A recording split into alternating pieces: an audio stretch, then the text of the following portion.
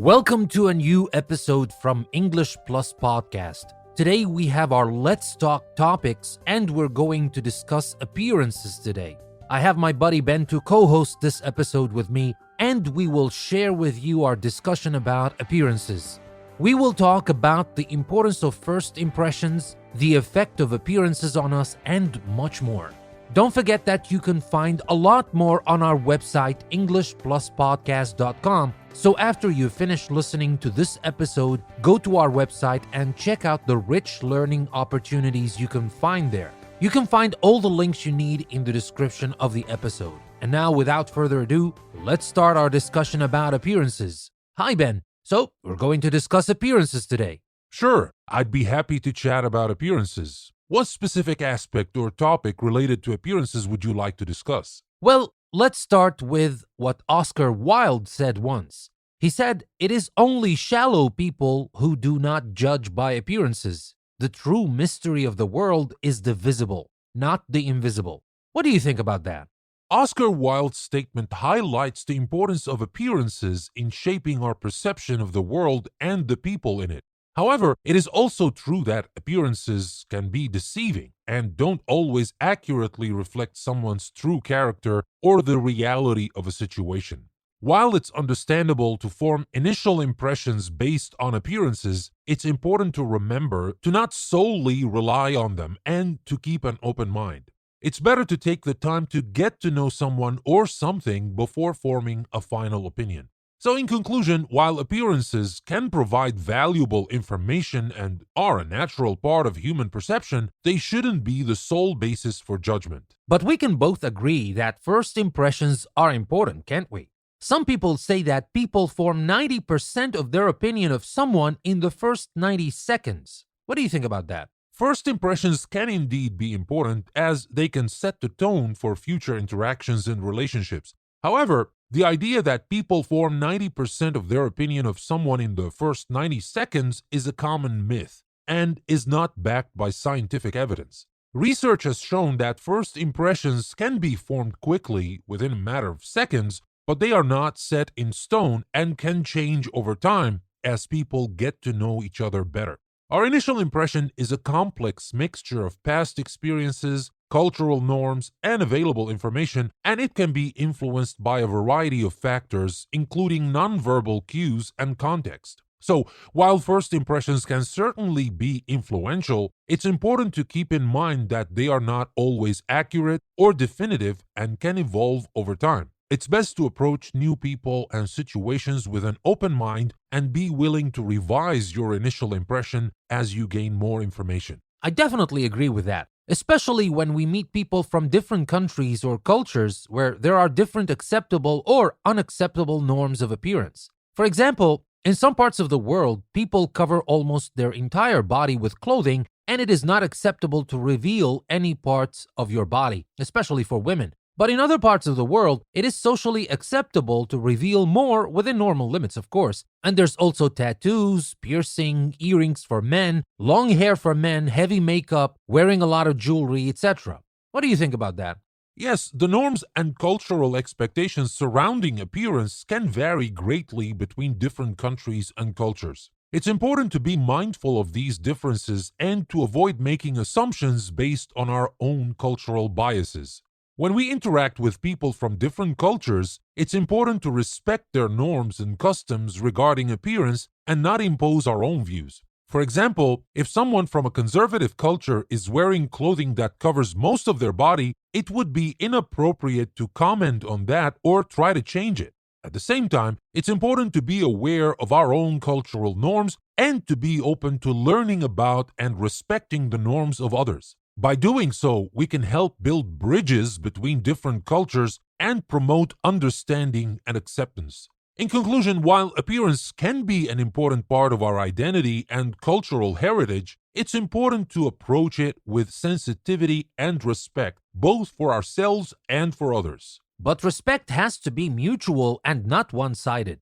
I never think about cultural, traditional, and religious norms of appearance in terms of right and wrong. Nobody is right or wrong. We're only different. And difference for me is good because life would be so boring if we were all the same. Anyway, don't you think that it is paramount that respect in these matters should be mutual or from both sides? Yes, absolutely. Mutual respect is key in all aspects of human interaction, including differences in cultural norms and expectations surrounding appearance. It's important to recognize and respect the diversity of cultures and their traditions without making value judgments about what is right or wrong. It's also important to be aware of one's own cultural biases and to approach differences with an open mind and a willingness to learn. By engaging in respectful dialogue and being willing to understand and appreciate other perspectives, we can foster a more inclusive and harmonious society. All right, now let's move on to talk about beauty. There's a famous saying that goes like, beauty is in the eye of the beholder. Do you think this proverb is true, or are there certain norms of beauty? The saying, beauty is in the eye of the beholder, is a commonly used proverb that expresses the idea that beauty is subjective and dependent on individual perception. This means that what one person finds beautiful may not be considered beautiful by someone else. While it is true that beauty is subjective, there are also certain cultural norms and expectations that shape our understanding of what is considered beautiful. For example, the standard of beauty in Western societies has traditionally been centered around a narrow definition of physical appearance, including attributes such as a symmetrical face, clear skin, and a certain body shape. However, it is important to recognize that these cultural norms and expectations can change over time and vary across different cultures. Moreover, it's essential to challenge the narrow and limiting definitions of beauty that are often perpetuated by media and popular culture and to embrace a more inclusive and diverse understanding of beauty. So, while it is true that beauty is in the eye of the beholder, it's also shaped by cultural norms and expectations, and it's essential to recognize and challenge these norms in order to promote a more inclusive and diverse understanding of beauty. But nowadays, we find ourselves in a time when beauty is defined a little bit too much by social media and all these celebrities showing off their perfect beauty as it is commonly perceived. How dangerous is that on the most important innate sense of beauty for everybody else? The prevalence of unrealistic and idealized beauty standards promoted by social media and celebrity culture can be harmful to people's self-esteem and body image. When people are constantly bombarded with images of perfect beauty that are digitally altered, airbrushed, or unattainable for the majority of people, it can lead to feelings of inadequacy and a negative self-image. This can be especially damaging for young people and children who are still developing their sense of self and who may be more susceptible to the negative effects of unrealistic beauty standards. Research has shown that exposure to idealized images of beauty on social media can lead to increased levels of anxiety, depression, and body dissatisfaction. It's important to be aware of the impact that social media and celebrity culture can have on our sense of beauty and to actively seek out and promote a more inclusive and diverse understanding of beauty. This can include rejecting unrealistic beauty standards, embracing body positivity and self-acceptance, and celebrating the beauty in all forms and shapes. So, the prevalence of unrealistic beauty standards promoted by social media and celebrity culture can be harmful to people's self-esteem and body image, and it is essential to actively seek out and promote a more inclusive and diverse understanding of beauty. So how can we help our children or the younger generation to be a little more invulnerable against this bombardment on social media?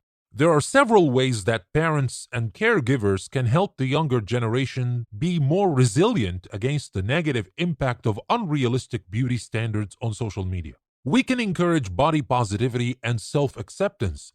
We can teach children to appreciate and accept their bodies, flaws and all, and to focus on their strengths, abilities, and accomplishments. We can limit exposure to unrealistic beauty standards. We can encourage children to be mindful of the content they consume on social media and to limit exposure to unrealistic beauty standards that can be harmful to their self-esteem and body image. And we can teach media literacy. We can help children understand the ways that images are manipulated and altered in the media so they can be more discerning consumers of media and less susceptible to unrealistic beauty standards. And we can celebrate diversity. We can encourage children to celebrate the beauty in all forms, shapes, and sizes, and to embrace diversity in all its forms. And we can promote positive self-talk. We can teach children to practice positive self-talk and to avoid negative self-criticism. And also, we can model healthy habits. We can lead by example and promote healthy habits such as eating a balanced diet and engaging in regular physical activity to help children develop a positive relationship with their bodies. In conclusion, parents and caregivers can play an important role in helping the younger generation be more resilient against the negative impact of unrealistic beauty standards on social media by promoting body positivity, limiting exposure, teaching media literacy, celebrating diversity, promoting positive self-talk, and modeling healthy habits. But whether we like it or not, physical attractiveness is easier to identify, and it is the first thing we notice. And maybe it kind of influences people's relationships or even job opportunities. Do you think that good-looking people are more likely to have a pleasant personality, be treated more leniently if they're on the wrong, get a job with higher status, and be generally happier? Research has shown that physical appearance can have an impact on how people are perceived and treated by others. For example, studies have found that people who are considered physically attractive are often perceived as having more positive personality traits and are more likely to be treated favorably in various situations such as job interviews or social interactions. However, it is important to note that these perceptions are often based on stereotypes and are not necessarily reflective of reality. Beauty is subjective, and what one person considers attractive, another person may not. Additionally, physical appearance is just one aspect of a person's overall being and should not be the sole determining factor in how they are perceived and treated by others. In terms of job opportunities and happiness, research has shown that physical attractiveness can be a factor in certain job sectors, such as those that place a high emphasis on appearance, like entertainment or fashion. However, in most job sectors, other factors such as education, experience, and skills are considered more important. As for happiness, research has found that physical appearance can have a short-term impact on a person's self-esteem and mood, but it is not a predictor of long-term happiness or well-being. There are many other factors such as relationships, social support, personal values, and meaningful work that contribute to a person's overall happiness and well-being. So, in conclusion, while physical appearance can have an impact on how people are perceived and treated, it is important to remember that these perceptions are often based on stereotypes and are not necessarily reflective of reality. Beauty is subjective, and physical appearance should not be the sole determining factor in how people are perceived and treated by others. All right, now let's talk about something else. What about makeup? Why do people wear makeup? How do you feel with or without makeup? People wear makeup for a variety of reasons. Some people wear makeup as a form of self-expression or creativity, while others may wear it to enhance their natural features or to conceal imperfections. Some people wear makeup for special events or to feel more confident in social situations, while others may wear it for cultural or religious reasons. Regardless of the reason, wearing makeup is a personal choice and should be respected as such. It is important to remember that people are more than their physical appearance and that makeup should not define one's self-worth or value. Beauty comes in many forms and can be found both with and without makeup. But what about men? Why don't men usually wear makeup? And if it were socially acceptable, would more men wear it? Men wearing makeup is becoming more accepted and visible in modern society, but it is still not as common as women wearing makeup. This is partly due to historical and cultural norms that have traditionally defined makeup as a feminine practice. However, the stigma surrounding men wearing makeup is changing, and more men are embracing it as a form of self-expression and a way to enhance their features. In many cultures, men have long used grooming products such as skincare and hair products to improve their appearance, and makeup is simply an extension of that. If it were socially acceptable, it's possible that more men would choose to wear makeup, but it's also possible that some men would still prefer not to. The decision to wear makeup is a personal choice, and people should be able to express themselves in a way that makes them feel comfortable and confident regardless of gender norms. Well, I can't disagree with that. After all, makeup is indeed a personal choice, and I believe that we should all respect each other's personal choices. But does the same thing goes for plastic surgery? When do you think plastic surgery is essential, and when is it not? Whether or not someone chooses to undergo plastic surgery is a personal decision, and it's important to respect that decision. Plastic surgery can be performed for medical or cosmetic reasons, or a combination of both. In some cases, plastic surgery can be essential to improve one's physical health or function. For example, reconstructive surgery after an injury or cancer treatment can help restore the appearance and function of a body part. On the other hand, cosmetic plastic surgery is performed to enhance one's appearance or to change a physical characteristic that one is dissatisfied with. In these cases, it is important to have a clear understanding of the potential risks and benefits, as well as realistic expectations for the outcome of the procedure. Ultimately, the decision to undergo plastic surgery should be made based on an individual's personal values and goals, and after careful consideration and consultation with a qualified healthcare professional. It's important to remember that there is no one standard of beauty and that self-esteem and happiness should not be solely dependent on one's physical appearance.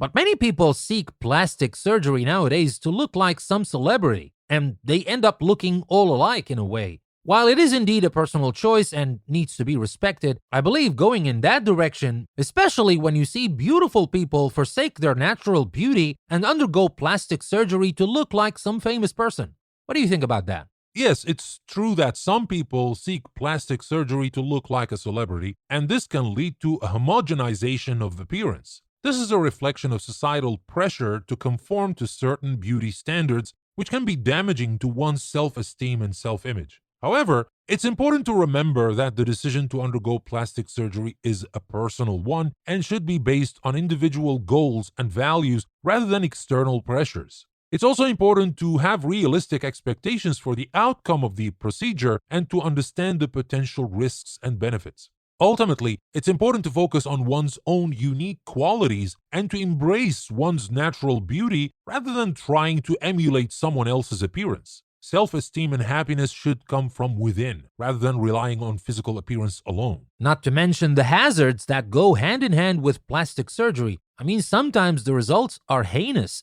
And I'm pretty sure that some of those people who underwent plastic surgery and when those surgeries didn't quite go as planned, wish they'd never done that. What do you think about that? Yes, plastic surgery does come with some risks. And it's important for individuals to be aware of those before making a decision to undergo a procedure. Some of the potential hazards include infection, scarring, adverse reaction to anesthesia, dissatisfaction with the results, and other complications that can arise during and after the procedure. It's also important for individuals to choose a qualified and experienced surgeon who has a track record of producing safe and satisfactory results and to have realistic expectations for the outcome of the procedure. While plastic surgery can have its benefits, such as improving self-esteem and confidence, it's important to consider all factors and to make an informed decision. It's also essential to have a positive and healthy body image regardless of the outcome of the procedure. Very well. Now let's talk about some famous stories that talk about appearance, such as The Emperor's New Clothes. I know it's kind of a children's story, but how do you think it captures this topic we've been talking about, and what lessons can we get from the story? But first, let's start with a brief summary of the story itself. Well, The Emperor's New Clothes is a fairy tale written by Hans Christian Andersen. The story is about an emperor who is so concerned with his appearance that he hires two weavers who promise to make him a suit of clothes that is so beautiful. It's only visible to those who are intelligent and competent. The emperor, eager to see the new clothes, parades through the streets wearing only his underclothes, with a crowd pretending to admire the visible clothes. Eventually, a small child in the crowd cries out that the emperor is wearing no clothes, and the truth is revealed. The story is often interpreted as a commentary on vanity, the danger of conformity, and the power of appearances. The lesson of the story is that people should not be fooled by appearances and that it is important to be honest about what one sees, regardless of the opinions of others. The story also highlights the dangers of not speaking up and standing up for one's own beliefs and values. So, based on this story, don't you think that our opinion about appearances is very much affected by who has this appearance? I mean, people can easily criticize the appearance of a common Joe, but find it a lot more difficult to do that with a celebrity. They basically think that since this famous person did it, he or she must know what they're doing. What do you think about that?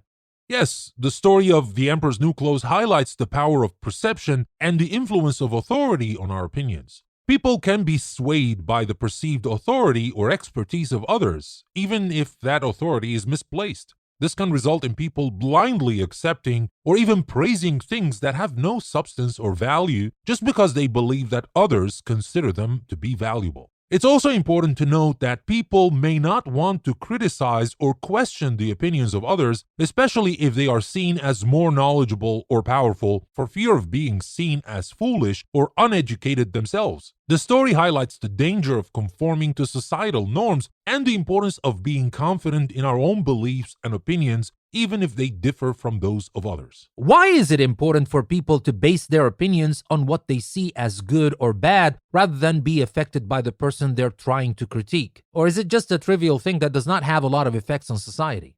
Forming opinions based on appearances, whether it be of a person or a thing, can lead to a lot of biased and inaccurate judgments. People can be influenced by their personal experiences, emotions, beliefs, and societal norms and conventions. This is why it's important to be critical and not form opinions solely based on appearances, as appearances can be deceiving. Having an unbiased perspective is crucial in various aspects of our lives, including personal relationships, decision-making, and evaluating people and things objectively. However, it is important to note that forming opinions based on appearances is a natural human tendency, and it's not always easy to overcome it. But being aware of it and working towards being more objective and non-judgmental can go a long way in promoting a fair and just society. All right then. Well, what about people who don't care at all about their appearance? They just jump in whatever clothes available, then go about their lives. I'm not talking about dirty people. These people take good care of their hygiene, but don't care at all about the way they look. It is important to remember that everyone has the right to express themselves in the way they feel most comfortable, and that includes their appearance. Some people prioritize other aspects of their lives over their appearance, and that is perfectly fine. What's important is that they are happy and confident in who they are and how they present themselves to the world. Society should embrace and respect this diversity of self-expression, as long as it does not harm others. Absolutely. I mean, we all remember Einstein's hair, which has become an icon, and he never cared a lot about making it look any better, but that didn't take away anything from him. Yes, that's correct. People like Einstein, who have achieved great things, are often remembered for their accomplishments rather than their appearance. Personal appearance is just a surface-level aspect, and what truly matters is a person's character, personality, and actions. Additionally, focusing too much on one's appearance can detract from more important aspects of life and limit potential growth and experiences. But we can be free in choosing the way we look as long as our looks doesn't harm other people or insult their beliefs, especially when we know it does. And we don't have to be Einsteins to do that, don't you think so? Yes, it is important to have the freedom to express ourselves and choose our appearance as long as it doesn't harm or disrespect others. At the same time, it's important to consider the consequences of our actions and the impact they might have on those around us. Personal expression is an important aspect of individuality, but it should be balanced with consideration for others. When it comes to the personal freedom to express yourself in any appearance you find fit, does the rule "your freedom stops when the freedom of others starts" apply?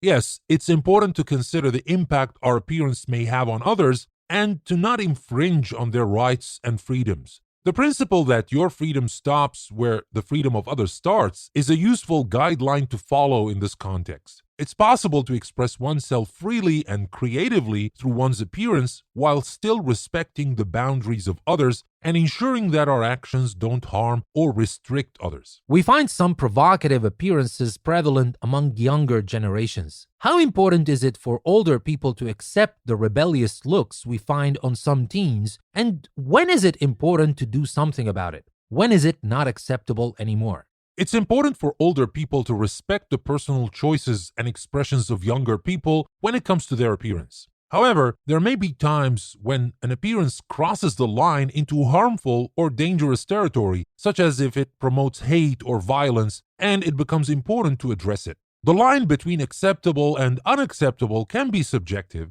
and may vary across different cultures and societies. Ultimately, it's a balancing act between allowing personal freedom of expression and protecting the well-being of others. It can be difficult to talk to younger people, especially teens, when it comes to their appearance. How do you think we should best do it? When it comes to talking to younger people, especially teenagers, about their appearance, it's important to approach the conversation with empathy and respect. It's important to recognize that their appearance is a form of self-expression and a reflection of their individuality. Instead of being critical or dismissive, try to have an open and non-judgmental conversation with them. Ask them about why they have made certain choices regarding their appearance and listen to their perspective. It's also important to consider their safety and well-being. So, if you have concerns about certain practices or materials, it may be appropriate to express those concerns in a supportive and non-confrontational manner. Ultimately, the key to having a productive conversation is to maintain a positive and respectful relationship with the person while also being open and honest in your communication. Well, finally, since we've been talking about appearances, I would like to talk about school uniforms. Some people say that school uniforms are important to gray out the gap there might be among different students, so both rich and poor students will kind of look the same. And that's why they support school uniforms, but other people believe that there should be no school uniforms as this takes away the students' freedom of expressing the way they want to look. What do you think about that? Well, school uniforms can be a topic of debate, as they have pros and cons. On one hand, school uniforms can help to level the playing field among students and reduce social and economic differences, making all students feel equal. On the other hand, some argue that school uniforms restrict individual freedom and self-expression. Well, ultimately, the decision on whether or not to have school uniforms should be made taking into consideration the specific needs and culture of each school and community.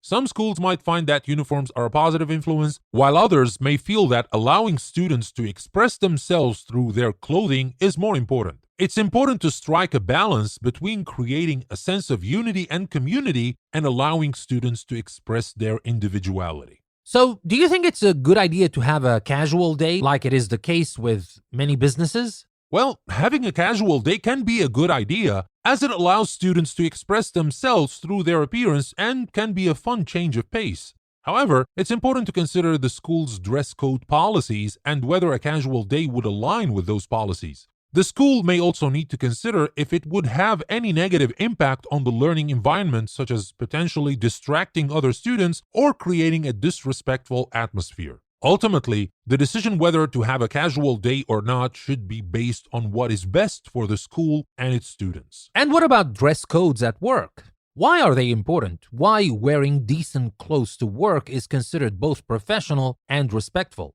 Dress codes at work are considered important because they reflect the company's culture and standards, and also help to maintain a level of professionalism and respect in the workplace. Wearing decent and appropriate attire shows that the employee takes their job and the company seriously, and it can also help to create a more cohesive and unified workplace. Additionally, certain industries or roles may require specific dress codes for safety or hygiene reasons. Ultimately, dress codes at work help to establish clear expectations and norms for employee appearance, which can contribute to a positive work environment and increase overall productivity. All right, I believe that's all about appearance that I wish to discuss in one day. Can you sum up the points we talked about in brief? Sure. To summarize, appearance is a personal choice, and individuals have the right to express themselves through their appearance as long as it does not harm others or violate any laws. However, There can be societal and cultural norms and expectations about appearance, such as dress codes in schools or at work. Different people may have different opinions and preferences about appearance, but it is important to respect each other's choices. Personal appearance can also be influenced by external factors such as peer pressure, media, and celebrities. The most important thing is to feel confident and comfortable in one's own skin, regardless of how they choose to present themselves to the world. Appearance is a personal choice, and everyone should have the freedom to express themselves however they see fit, as long as it does not harm others or infringe on their freedoms. People should base their opinions on what they see as good or bad rather than being affected by the person they are trying to critique. And ultimately, it's important to respect each other's choices and celebrate diversity in appearance. Well, that'll be all. Thank you very much for discussing appearances with me today, Ben. I really appreciate it. You're welcome. I enjoyed our conversation. Same here. And to our listeners everywhere, thank you very much for listening to another English Plus episode, and I hope you enjoyed our Let's Talk Topics episode about appearances. Remember that this episode is weekly, so there's going to be a Let's Talk Topics episode every Tuesday. You don't want to miss that. And of course, there are our other Let's Talk episodes. Let's talk business, science, and literature. And there's also our Word Power episodes on Mondays and our Casual Talk episodes on Saturdays, where you get to ask any questions you want and we will answer them on the show. All you have to do is send us your questions or suggestions to ask@englishpluspodcast.com. With that being said, I would like to thank you again for listening. This is your host, Danny. I will see you next time.